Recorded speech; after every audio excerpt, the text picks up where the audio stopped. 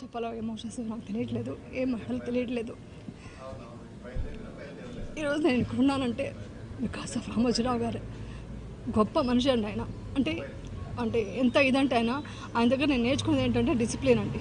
ఒక timing maintain చేయడం, టైంకి రావడం, టైంకి వర్క్ చేయడం, మెయిన్ వచ్చి కష్టాన్ని నమ్ముకున్న వాళ్ళు ఎప్పుడు బాగుంటారో నాకు చెప్పేవాళ్ళు అనమాట. నేను ఎప్పుడు అడిగేదాన్ని, సార్ ఈ ఏజ్లో కూడా ఇప్పుడు వచ్చి మీరు ఆఫీస్లో ఈ రామోజీరావు దీంట్లో మనం ఇక్కడ షూటింగ్ చేస్తామన్నమాట. వెళ్తుంటే కర్టెన్ ఓపెన్ ఉంటుంది, మార్నింగ్ కరెక్ట్గా 10 o'clock ఓపెన్ ఉండేది. అప్పుడు అడిగేదాన్ని నేను, సార్ ఎలా సార్ అంత టైంకి వస్తారు, ఇంత వర్క్ చేస్తారు ఈ వయసులో అంటే, నాకు ఇష్టమైందే వర్క్ చేయడం అమ్మా, శ్రమించాలి అని చెప్పేవాళ్ళు.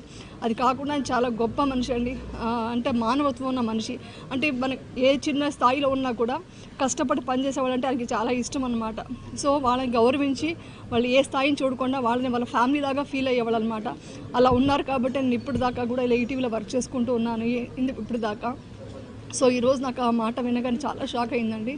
కానీ ఇంకో విషయం చెప్పాలి మీ అందరికీ ఏంటంటే, ఆయన ఒకటే చెప్పారు, ఏది ఉన్నా షూటింగ్ ఆగకూడదు, ఎక్కడ వర్క్ ఆగకూడదు, అందరూ క్షమించాలి అని చెప్పేవాళ్ళు. ఈరోజు కూడా బయట వాళ్ళంతా షూటింగ్ క్యాన్సిల్ చేశారు, కానీ మాకు ఇన్ హౌస్లో షూటింగ్ ఉందండి. ఈ బాధలో కూడా వెళ్ళి మన కృషి మనం చేయాలి అనేది ఆయన చెప్పి నాకు ఇన్స్పిరేషన్గా తీసుకొని ఈరోజు నేను షూటింగ్ వెళ్తున్నాను. ఆయన గొప్ప పవిత్రమైన ఆత్మకి శాంతి జరగాలనేసి ఆ దేవుడిని మనస్ఫూర్తిగా కోరుకుంటున్నాను.